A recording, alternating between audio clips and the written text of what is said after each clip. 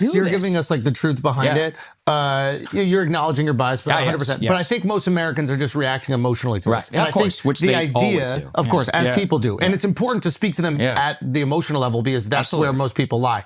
So the idea that we have here is, hey, we've been giving you billions of dollars, and then you came up and you were kind of talking spicy to the person who's feeding you. Yeah, that's right. Now, I don't know why he thinks he can't just come kiss the ring. Does he think he'll lose the support of the people in Ukraine if he does it? I think he's... Why does he feel like he has leverage? That's what I'm trying to understand. I think he's been huffing European glue. So the thing is that if you look right now, literally as you and I are speaking, they're in London crafting a peace agreement, which they're going to propose to us. But this is where it's all bullshit. So the France and Germany came up with a peacekeeping plan. We'll have 30,000 troops there. You don't have to do anything. No U.S. troops on the ground. I'm like, okay, good. They're like, but you have to pay for it. You have to provide ISR, which is intelligence support, and all that. You have to do your ISR. You have to provide all the bullets. You have to pay for it. And so what are you revealing to us is that France and Germany don't even have the capacity to forward deploy 30,000 peacekeeping troops in a tiny country like Ukraine. I'm saying compared to the rest of the globe. What should that tell you? These militaries are nothing. NATO's own chief says that the Russians produce more ammo in 3 months than all of NATO combined in an entire year. So that's with the United States. Zelensky's acting as if there's another option. Yes, he thinks that he can't be so naive. He is. Oh man, I think he is. The rhetoric that's coming. Is he trying to do a deal? UK. He wants the UK and France and Germany and all the other NATO countries to give him a security guarantee before he will provide or he will sign any ceasefire or any deal. But again, as I just told you guys, any peacekeeping deal signed by France or Germany is bullshit. Because without the United States. They don't have anything. So here's the thing. Why? They're paper tigers. I heard what he said. I heard what he said in it, where he's essentially like, hey, we could do this ceasefire agreement, but they haven't respected ceasefire agreements in the past. Right. Which I understand. No, he's actually correct about that. So he's like, why would this matter if I do a ceasefire agreement if we know for a fact that they don't respect them in the past? It matters because Uncle Sam is the person who is signing underneath it. Well, that's the fundamental difference. We've also signed protections before for the Ukraine, if I'm not mistaken. You talking about Budapest?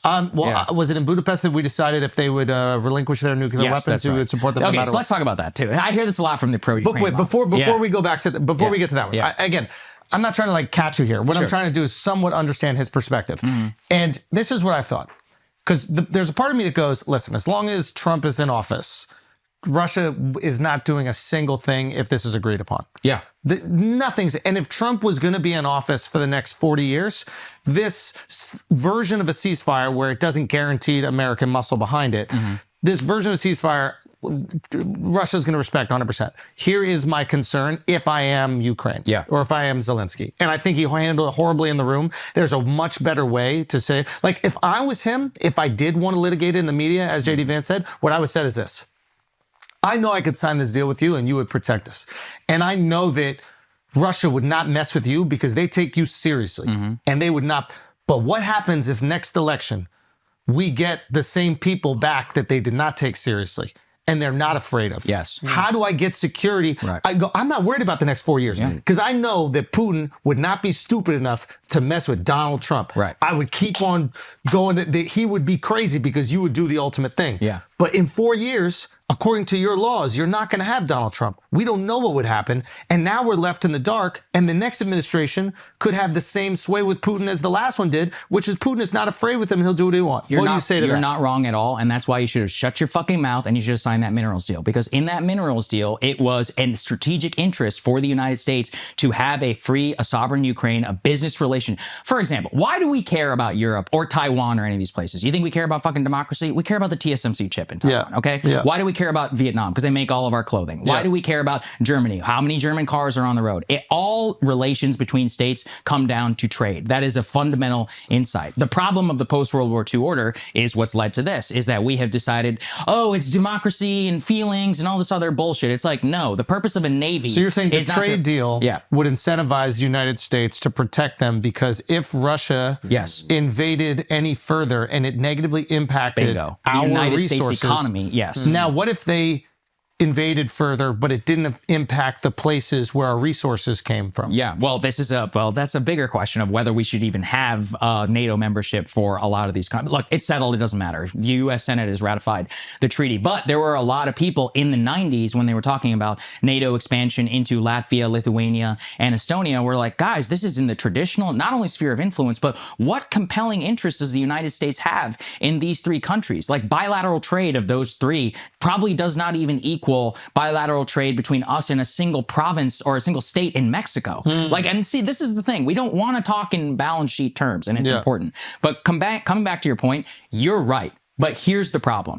You have no leverage. And at the end of the day, you do not matter to the United States. And this is my bias again, but at the end of the day, the United States has no compelling interest over who compels the Donetsk region of Ukraine. They just don't. In fact, all of Ukraine, even before the invasion, ranked like 50-some billion bilateral trade with the United States. That's 1/4 of what we do with Brazil. If Brazil was invaded by Argentina, I'd be like, see ya. I was like, good luck. I'll work it out. I'll buy my coffee from Colombia. It's amazing, you know what I'm saying? It's amazing the arrogance. Like he must know something we don't know.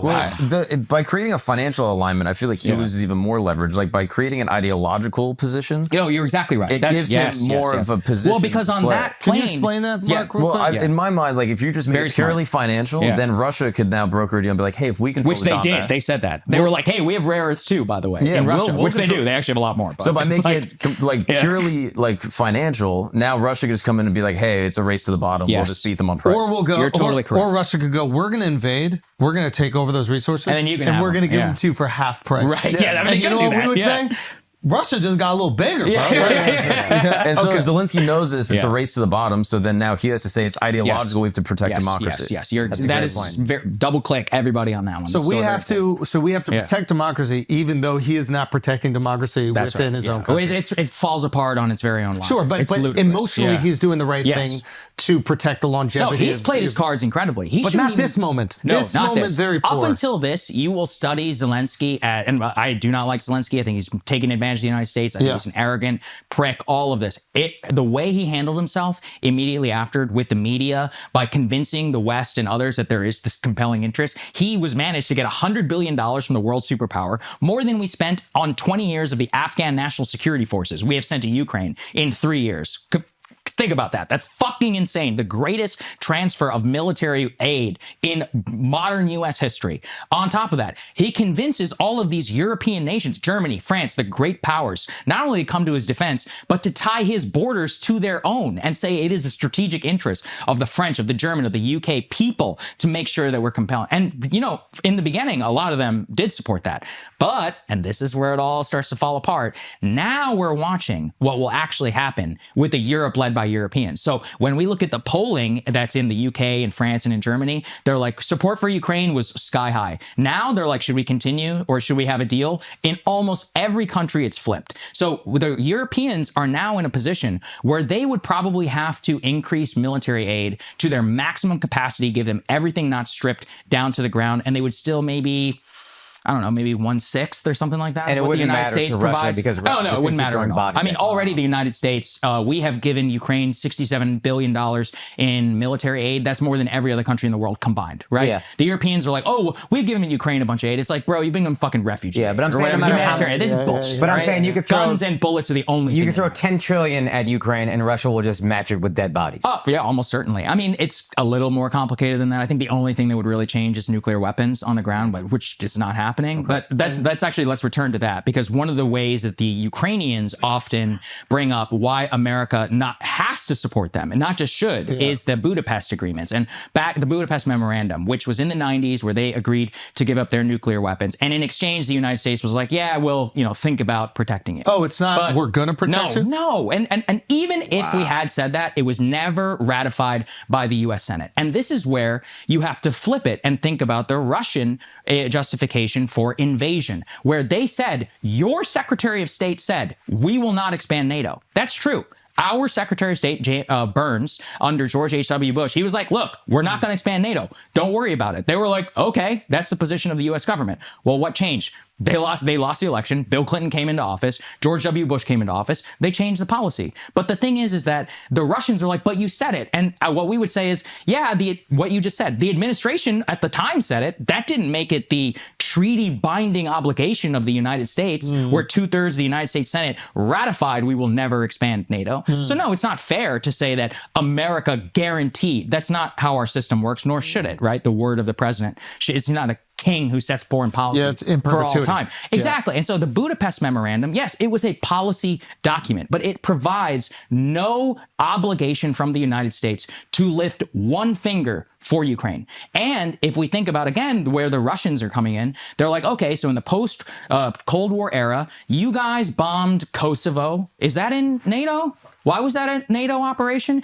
You guys, NATO literally took out Gaddafi. You know, one of the things that the North Koreans always tell us, because we're like, hey, give up your nukes. They're like, I'm not giving up my nukes. Gaddafi gave up his nukes. You shoved a rod up his ass and blew the shit out of his own country. What a dumb idea to give up your nukes. Do you think they would ever give up your nukes? Kim Jong-un will never give up his nukes. But if I was them, I'd be like, fuck you. If I was never any country in the world right now, why would you? I would be trying to develop them. Yeah, that's exactly right. In spite of whatever agreement is going on. It's the only thing that maintains your security. You're absolutely right. Yeah. And Libya proves that. Iraq proves that. The North Korean regime surviving to this day proves that. And Russia, its ability to invade Ukraine and frankly get away with most of it is what? Nuclear weapons. So I don't love that reality, is this an argument but it's just true. For Zelensky then? If we cannot trust the daddy country, i.e. America in this situation, to protect, then why make a deal that you know that they won't reinforce? I mean, okay, so then you're just going to fall apart without us. Don't fall apart. Say, we will say, give us nukes. Okay, yeah, he could say that. We'll just say, no. Yeah, like, no, next question, right? Say, give us nukes. You know what I would say? Develop it yourself then. If you're so great, you have all these great scientists, all of this, go ahead. Nothing's stopping you. You can do whatever you want. Right? Oh, yeah. Usually we do stop them. But if, if they're trying to enrich, I'll tell them this. If you guys want to go for it, go for it. I mean, you literally will, first of all, you're being invaded. Second, I mean, your country, their own analysts tell us that they'll fall apart in 3 months after the cutoff of U.S. aid. This is, again, just where we have a small nation that thinks it's a great power and can dictate terms. Why do they think that? That's what I don't understand. I think it's the Europeans. Where's the I really Kool-Aid? do. So the Europeans are propping him up and thinking that they're like the last line of defense for democracy. I can't fathom. How do you not read a spreadsheet?